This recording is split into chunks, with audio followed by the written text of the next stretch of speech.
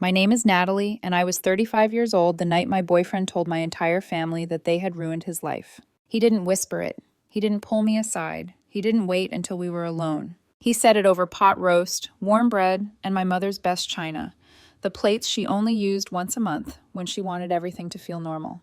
Your family ruined my life, Daniel said, his voice sharp enough to cut through the table chatter. I want out. For a moment, no one moved. Not my mother, who had been mid-reach for the salt. Not my father, whose fork hovered frozen near his mouth. Not my younger sister, who instinctively looked at me like she was bracing for impact. And not me. Daniel and I had been together for 7 years. We met in our late 20s, moved in after 2 years, built a life that looked stable from the outside. No ring yet, something he always said we'd talk about when things settled down. Things apparently never settled. Sunday dinner at my parents' house was a monthly tradition. Nothing fancy, just family, food, and the unspoken agreement that we'd all pretend life wasn't complicated for a few hours. Daniel had been off all day. Short answers, flat tone, that familiar irritation he wore like armor when he was keeping score in his head. What's wrong? I'd asked him twice before we even left the apartment. Nothing, he said. The version of nothing that meant everything. Halfway through dinner, my mother smiled and said casually, I ran into Laura at the grocery store today, Daniel's ex-girlfriend from college. She said to say hello. I felt it before I saw it, the shift. Daniel's jaw tightened, his eyes darkened, like something old had been dragged to the surface. She just bought a house in Portland, my mom continued, oblivious. Works at a big firm now. Sounds like she's doing very well. Of course she is, Daniel muttered. What was that? I asked quietly. He looked at me, not really seeing me. Nothing. Just funny how some people always land on their feet. My father cleared his throat. So, Mariners look decent this year, huh? Too late. Daniel set his fork down slowly, deliberately. You know what Laura's really doing in Portland, he said. She's a senior partner now, makes 3 times what I do, owns her house, no roommates, no compromises. I touched his arm under the table. Daniel, not here. Why not here? His voice rose. When's a good time, Natalie? When is it okay to talk about how I gave up everything? My mother's face fell. You didn't give up everything, I said carefully. We made decisions together. He laughed, a bitter, humorless sound. Did we? Or did I just go along with your life because that's what supportive boyfriends do? The table went silent.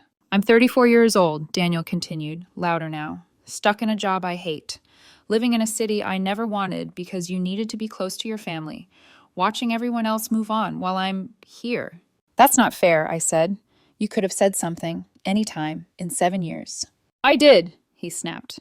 You just never listened. Too busy being the perfect daughter, the perfect sister.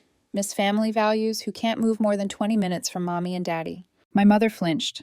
That's enough, my father said firmly. Daniel, this isn't the place.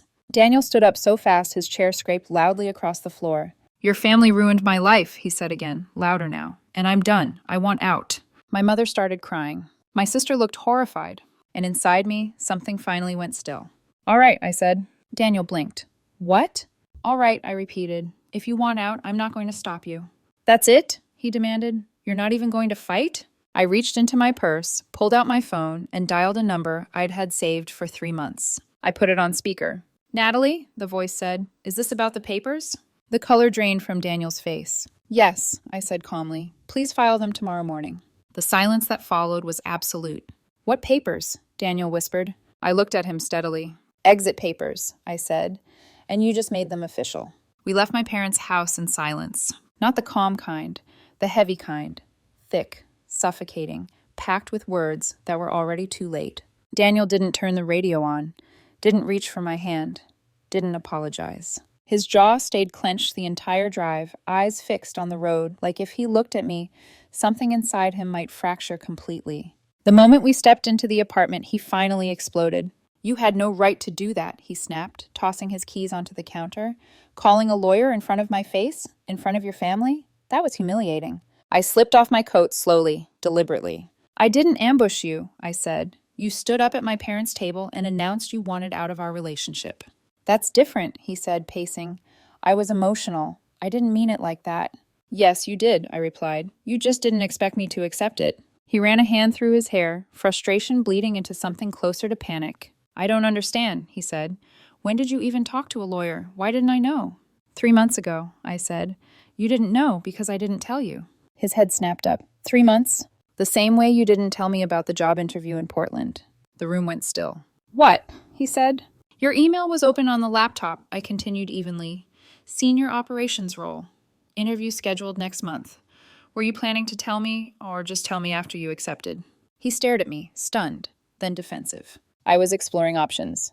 You were planning an exit, I said. And honestly, I respect that more than the passive-aggressive misery you've been carrying around. That's not fair, he shot back. I've been sacrificing. No, I said quietly. You've been resenting. He scoffed. I gave up moving. I stayed for you, for your family. And whose choice was that? I asked. Because I remember offering to relocate once things stabilized. You said you wanted to stay. You liked your job. That was 4 years ago.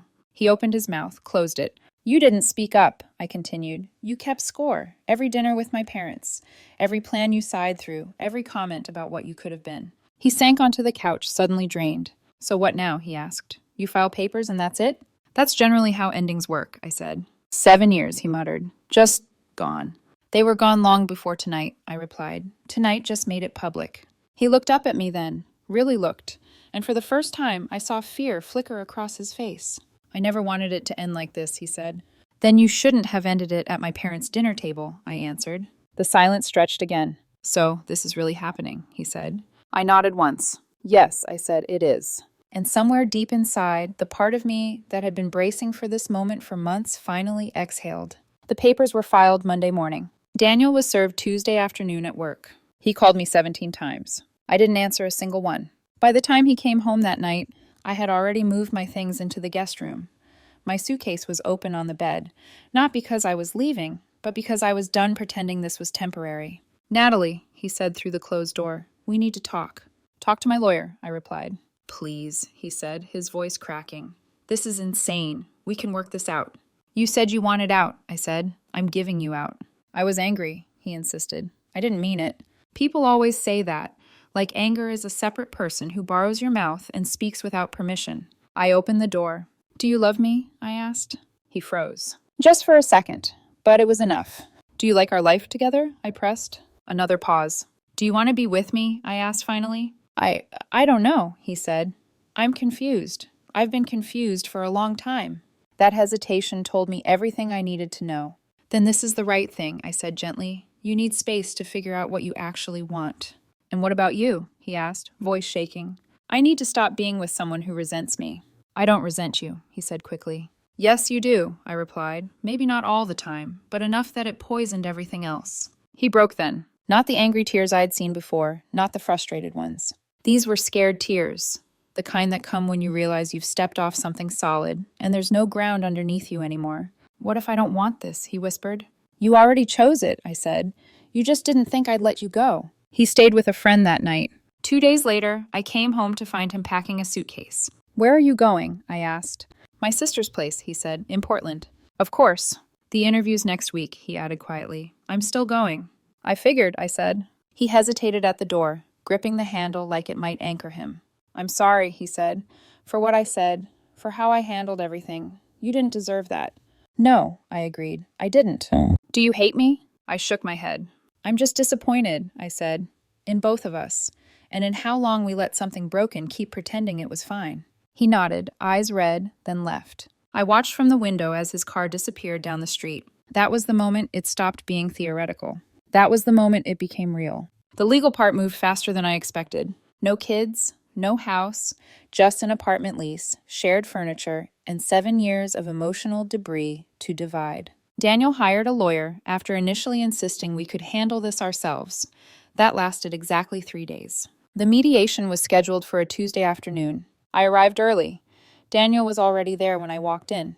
Hair cut shorter, new jacket, the look of someone trying to step into a rewritten version of himself before the ink had dried on the old one. He wouldn't meet my eyes. Ms. Hart, his lawyer began politely, my client would like to explore the possibility of reconciliation. I looked at Daniel. Is that what you want? I asked. He swallowed.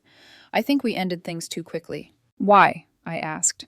Because we've been together for almost a decade, he said. That has to count for something. It did, I said, past tense. He flinched. I was angry, he said again. I said things I didn't mean. You said things you'd been thinking for years, I replied. You just finally said them out loud. His lawyer cleared his throat. With proper communication and therapy. Daniel had 7 years to communicate, I interrupted calmly. He chose a public detonation instead. Daniel leaned forward. Natalie, please. Don't people deserve second chances? Some people do, I said. Some mistakes do. This wasn't a mistake, I continued. It was a pattern. So you're just going to throw everything away? He demanded. Just like that? You already threw it away, I said. When you decided I was the reason you weren't happy. When you blamed my family instead of your own choices. The room went quiet. The mediation dragged on for another hour, but it was pointless. Even Daniel's lawyer eventually stopped pushing. As we were leaving, Daniel caught my arm in the parking lot. Did you ever love me? He asked. Or was I just convenient? I met his eyes. I loved you enough to stay when you clearly didn't want to be there, I said. I loved you enough to try to make you happy when nothing I did was enough. That's not love, he said bitterly. That's giving up. No, I replied. Staying with someone who resents you? That's giving up. This, I said, gesturing between us, is self-respect. He let go. I got in my car and drove away without looking back. It's been 2 months since the dinner. The relationship was finalized last week. Daniel got the job in Portland. He moved there permanently, just like everyone knew he would. We split our belongings cleanly. He took most of the furniture. I kept the car and the savings. No drawn-out battles. No dramatic last stand. My parents took longer to recover than I did. My mother cried for weeks, convinced she'd failed me somehow. I sat with her at the kitchen table more times than I can count, explaining gently, repeatedly, that Daniel's unhappiness was never about her, or my father, or Sunday dinners. My sister and I grew closer. Shared crises have a way of stripping relationships down to what actually matters. A few weeks ago, I ran into one of Daniel's former coworkers. She mentioned, casually, almost apologetically, that Daniel had been telling people I blindsided him, that he never saw it coming. I smiled and changed the subject. Memory is a funny thing, especially when regret needs somewhere to land. The truth is, I'd had the papers drawn up 3 months before that dinner. I saw the signs, the emotional withdrawal, the future plans that didn't include me, the resentment disguised as sacrifice. The lawyer wasn't a threat, it was insurance. Some people said I should have fought harder, that I gave up too easily. What they don't understand is that I'd been fighting for 7 years, fighting his silence, his contempt, his quiet exit. That dinner wasn't the end. It was the acknowledgement. The apartment feels emptier now, but not in a painful way. More like space finally cleared. I don't walk on eggshells anymore.